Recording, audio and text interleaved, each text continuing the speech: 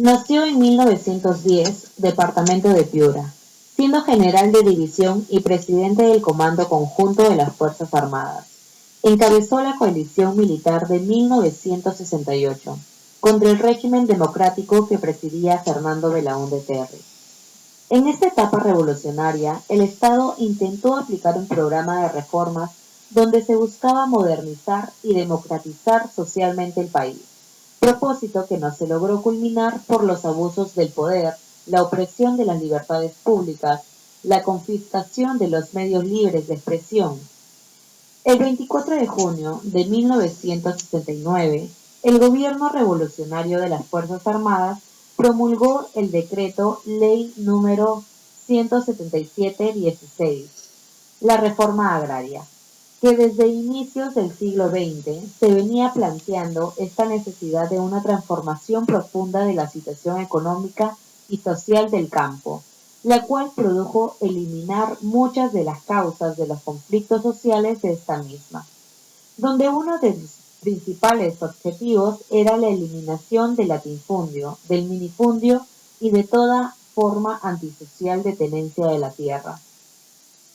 El periodo de la historia peruana que se inicia en 1968 con el golpe de Estado y la toma de poder por el denominado Gobierno Revolucionario de las Fuerzas Armadas surgió de dos fuentes principales: un núcleo de oficiales reformistas en torno a la figura del general de división Juan Velasco Alvarado y el deseo de las tres armas de poseer el poder político.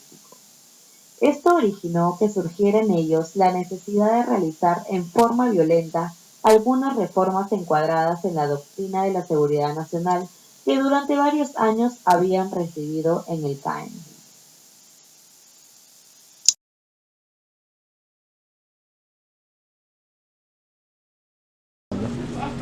¿Cómo describirías el gobierno de Velasco? A ver, el gobierno de Velasco, para empezar, fue un gobierno muy populista.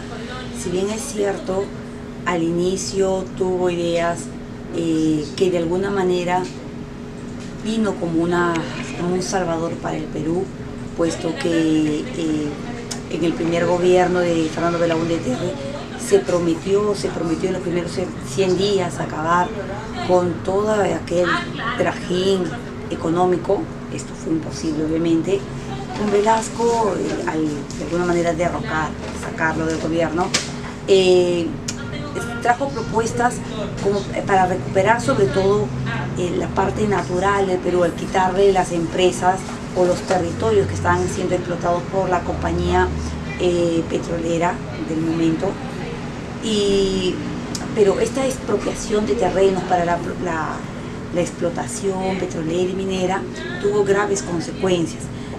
Primero, que definitivamente los grandes acreedores internacionales ya no quisieron refinanciar pues nuestra deuda pública, y obviamente al no querer refinanciar no íbamos a tener más préstamos, y ello trajo pérdidas obviamente en el sector de inversiones y de movimiento bursátil en el país. ¿Qué es lo que tuvo que hacer Velasco Alvarado? Si bien es cierto, ante todo el mundo estaba trayendo beneficio para el Perú, puesto que estaba quitando del mercado de alguna manera los explotadores extranjeros. ¿Qué es lo que trajo consigo? Tuvo que negociar en 1974 el famoso Tratado de Greenwich, donde tuvo que pagar una indemnización de 74 millones al Banco de Nueva York. Y todo ello, pues solamente lo conocían los economistas, las personas que estaban de alguna manera afincadas en Lima, los grandes señores aquí en Lima. ¿Por qué dije que era populista? Porque solamente se mostraba como lo que en algún momento lo hizo, fue el aspecto positivo. ¿Listo? Daba mucho, como se diría, aspectos bonitos para la población o distractores, siendo que por debajo de la mesa se trabajaban todos estos aspectos que eran negativos para la economía y el desarrollo de la población. Por ello es totalmente populista. ¿Todos los aspectos positivos? Sí. Las grandes obras que realizó, de alguna manera, esa expropiación de terrenos trajo consigo que los campesinos de alguna manera retornaran a sus manos aquellas tierras que les habían quitado, pero no les dio ningún insumo para que ellos pudieran trabajar, es decir, algún tipo de orientación en cuanto a la irrigación, el trabajo de otra recuperación de tierras que ya habían sido explotadas, semillas u otros tipos de capacitaciones. Entonces fue dificultoso también porque las grandes empresas, es decir, las industrias, se comenzaron a fincar en las grandes ciudades y las personas ya no querían trabajar en el campo, sino en la ciudad. ¿Nos podría comentar algo sobre la reforma agraria? La reforma agraria empezó justamente con la expropiación de estas tierras a estas compañías mineras y petrolíferas. Tuvo un gran poderío. ¿En qué sentido? Meterse al bolsillo del campesinado, que era la población que era migrante. Recuerda que a partir de la década de 50 comenzó las grandes olas de migración, sobre todo a la capital. Entonces, este poblador migrante tenía familiares o la gran cantidad de familias en las provincias. Entonces, al decir, vas a recuperar tu tierra, tu familia va a recuperar tu tierra, se metía todo este electorado al bolsillo. Por ello se continuó tanto tiempo en el poder y con gran aprobación, realmente hasta que se enfermó. Y pudo hasta cambiar hasta la Constitución. Entonces, esta reforma para los grandes señores de los terratenientes no fue nada positivo, puesto que no se les pagó esas indemnizaciones. Ellos ya tenían un título de propiedad, ¿cierto? Pero el aspecto negativo fue que no beneficiaron ni al campesino al final de cuentas, ni a los terratenientes. Los campesinos no lo capacitaron y los terratenientes no tuvieron nada a cambio. Buenas noches, hoy día le vamos a hacer una entrevista al señor Walter Alarezo, ex piloto de la Fuerza Aérea del Perú, sobre el gobierno de Juan Velasco Alvarado. Comencemos con el inicio del gobierno. ¿Qué opinas sobre la forma de Velasco de llegar al poder? ¿Fue pertinente que usara la debilidad existente en el gobierno para tomar el control? No, de ninguna manera. Él tomó el poder mediante un golpe de Estado, usando la fuerza y la intervención de la Fuerza Armada para derrocar al gobierno del ingeniero Fernando Belaúnde Terry, que era un gobierno democrático y se estaba imponiendo un gobierno de facto. Por eso no está bien visto ni fue pertinente. Sobre la reforma agraria, ¿qué opinas sobre la expropiación que se dio de los latifundios de la sierra y las plantaciones capitalistas de la costa? ¿Consideras que se debieron expropiar solo los latifundios ineficientes? Mire, yo estimo que fue una pésima decisión, porque la expropiación de las tierras a los propietarios de los latifundios se hizo sin ninguna preparación. Se quitaron las tierras y la gente a quien se les distribuyó, que eran los trabajadores del campo, no estaban preparados ni tenían la mayor noción de lo que es organización y conducción del trabajo de las tierras para hacerlas producir. Por eso la reforma agraria no avanzó, se detuvo, decreció y todo fue un fracaso. ¿Cómo se vio afectado el país con las reformas de Velasco para nacionalizarlo? Por ejemplo, Pesca Perú o Cobre Perú.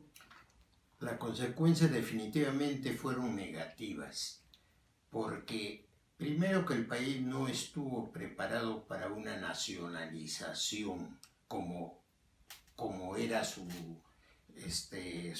el objetivo del general Velasco.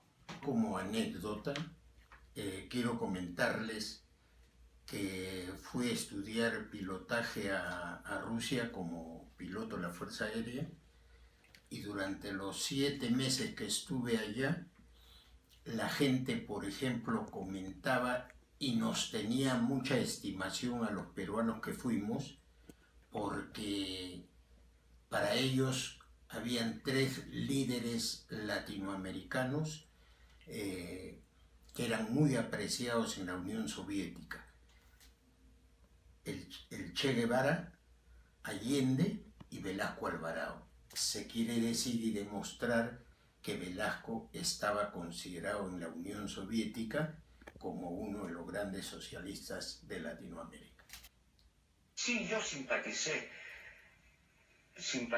en muchos aspectos con el gobierno de Velasco, maldecido siempre por la derecha, que nos ha hecho creer que fue lo más inmundo y apestoso de toda la historia, cuando fue un intento de parar al comunismo. Eso fue un intento de que el comunismo no triunfara en el Perú, porque lo que se venía era una rebelión comunista. Si no se hubieran abierto las esclusas por las cuales discurrió la presión social, no habríamos tenido país. Bueno, las opiniones son personales. Cada quien tiene su forma de pensar y su forma de ver las cosas. Yo no estoy de acuerdo con la opinión del periodista Hildebrand por el hecho de que él no estaba parando el comunismo. Si bien es cierto que le parece bien un socialismo, pero habría que tener el preámbulo de que la gente, la población peruana esté preparada para entrar a una etapa de socialismo. Y no, como no era así, hubieron muchos fracasos en todas las reformas y paralizó el país. ¿Cuál sería la palabra ideal para describir el gobierno militar de Juan Velasco Alvarado? Ineficiente e inefectivo.